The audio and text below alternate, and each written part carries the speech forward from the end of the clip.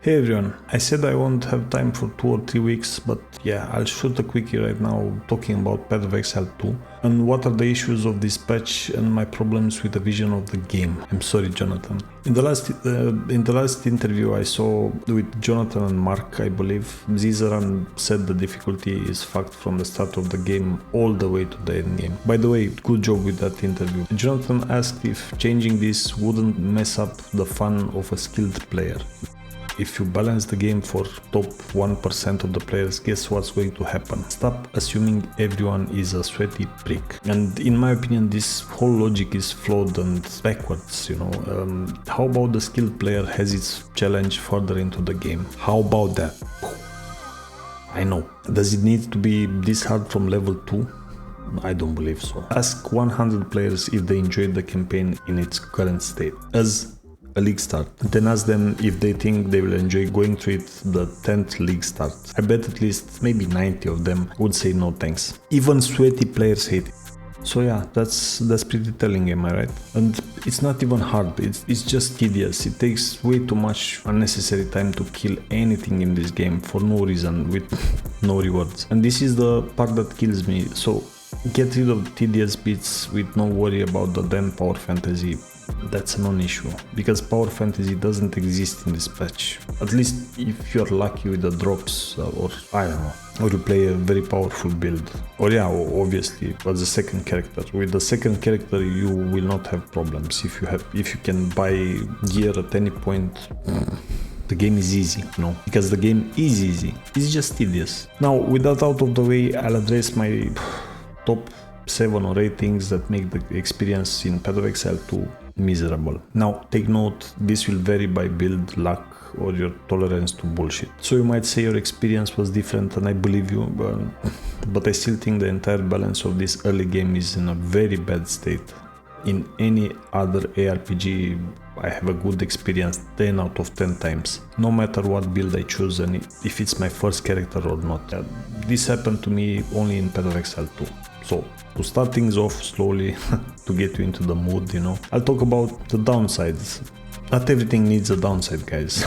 I hate how more than half of the support gems come with multiple downsides for no reason. I mean, they all increase the mana cost to begin with, then they have a stat requirement and they just buff one thing just to nerf another, you know. I get it, some of them would be too powerful otherwise, but try to come up with something else, because it's boring. The second thing is rewards. I don't know how to say this in a nice way, but yeah, rewards being shit means no dopamine, means no fun, means less MTX sold in the end. So I don't know how else to put this to get to your ears, guys. There's a fine balance between friction and fun. In this game, at the start of the league, there's only friction, zero fun. I mean, you keep going because you know at some point it will get better, but many people can't be bothered with all the suffering you put them through. The next thing, and this is short, monster HP.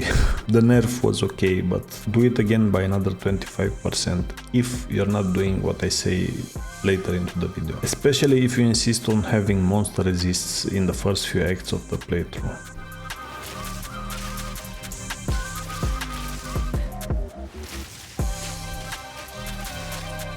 Just look at these little shits, bro. We should crush them with our boots, not hit them with heavy weapons for 10 seconds. Come on, man. Yeah, boss HP now. This thing alone made me quit playing my Huntress. End of the story. Yeah, Jonathan might say I play her wrong, but I don't care. Most skills should get you through the campaign, in my opinion. In fact, most skill combos should be viable and get you to mid-tier maps at least. Again, in my opinion. And stun locks shouldn't happen as early as Act 1. The count, whatever, the wolf boss, if one of those beams hit you in the forehead, you're done sometimes. You know, you can't get out of it. And charms don't help. Even if you have charms, you'll have 0 charges by phase 2 when that attack happens. So now, currency and crafting, all the above wouldn't be such a problem if you would have the drops we used to have the first or second patch after release of the early access. You said you look into something that might affect the drops in that interview, and While looking, keep in mind that 0 times 100 is still 0. Currency drops are too low, it sucks all the joy of killing rares and bosses. By the end of Act 5 I started dropping an exalt here and there, but before that I had entire acts passing by with no exalts. Crafting anything because of this feels bad, man. I'd rather buy something worth 1 exalt or 2 than wasting those precious materials on a potential decent piece of gear.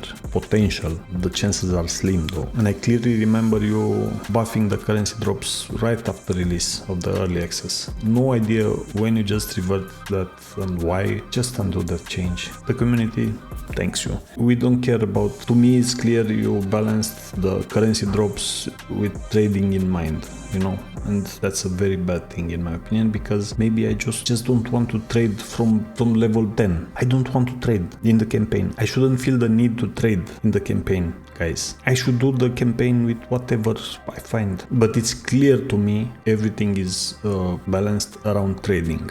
Now the next thing, and this is so annoying, it's start waiting. Man, I swear to God, I haven't had a single movement speed boost with at least one other useful stat in the entire campaign. Obviously I was looking for movement speed and life. Obviously. I had none. So I ran around like a peasant with base speed the entire campaign. Looking back, I might have gained more if I just didn't care about life or other stats on boots and just stuck around with what I had. I checked all the blues, I checked vendors at every level, but I didn't find a single pair of boots that was usable by my character. So increase the likeness of rolling movement speed, bro, because it's bad. And again, you make 90% of your player base suffer, because actually 99% of your player base, because of that 1% of sweatlords that might break the game. Ooh. And guess what? They'll do it anyway. By playing the most broken shit they can master. So don't suck the fun out of everyone because of those 1%ers. Don't. Now the next thing, and this might be a hot take, size of levels. I don't think this is an issue. I don't.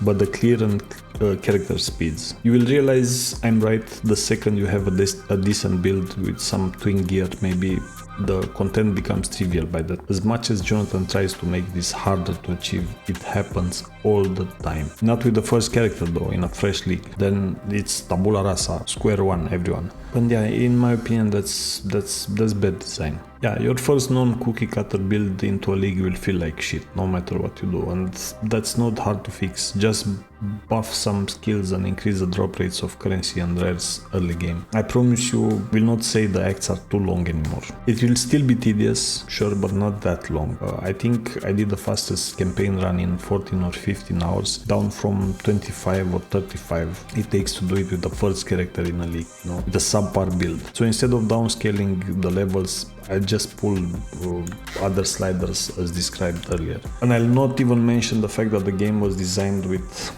Quicksilver flasks in mind and with the faster base movement speed. Of course it feels huge when you're crawling through the environment with the metric ton of dead ends and every other monster feels like a damn mini boss, you know.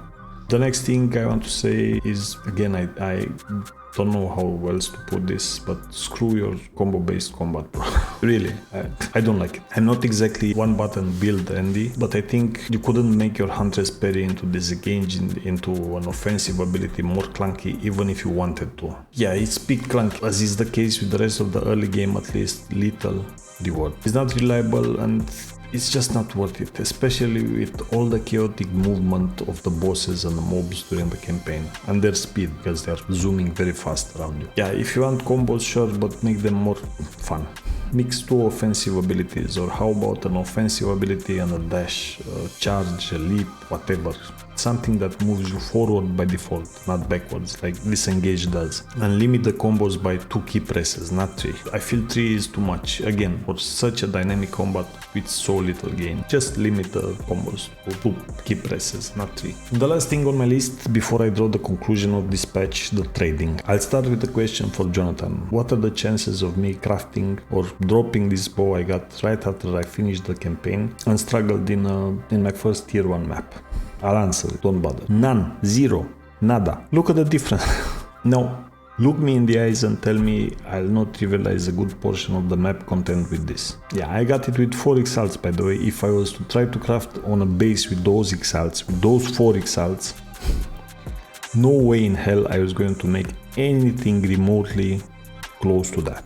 Trust me. Then I bought a nice pair of boots with movement speed. Finally, that for only 1 exalt. My last one. And I'm good to go. Now I'm going to slowly farm if I continue playing, but I'm not going to. More exalts, perhaps I'll get lucky with a divine drop or something, and yeah, I'll just hit on tier 15 maps in no time. My point being, trading, if you want to engage with it early, completely trivializes the campaign. It's not even funny. But it's this disconnect between the campaign and the mapping that's weird. It's like you play 2 different games, man. Please increase the drop rates of currency so you don't feel like shit when trying to craft. Just do it. So the conclusion, this is a grind game in the end, and Jonathan seems scared of people shitting on content and quitting because it's too easy. He keeps mentioning the high retention of Path of Exile 2. Well, let me tell you something about those numbers, bro. They mean almost nothing if the players get increasingly frustrated. I have almost 4,000 hours in Black Desert, I believe, and I have a very love-hate relationship with that game. That's not such a great thing in my opinion, because sure, you might have a better retention and you'll judge this by saying, yeah bro, the game is good, this is why people keep coming back, but they come back until they don't. And you might lose them completely at some point. This game is pretty hostile to casuals and new players. If you're not playing a fleshed out build, you'll struggle. I know that for a fact. 0 incentives early game to experiment with different skills, different gear. Almost no loot. All this stupid friction leads to player frustration for no good reason other than Jonathan's fear of the 1% of players trivializing the campaign. And respect costs are still too high, bro. I realized with my Huntress that I built her wrong and I wanted to respec. I couldn't at level 30, 40 something. Sure, I heard Jonathan saying again, bro, I can't replicate this, I have enough money. Trust me when I'm saying you don't have enough. It happened to me with 2 characters. Last Epoch just released a huge patch.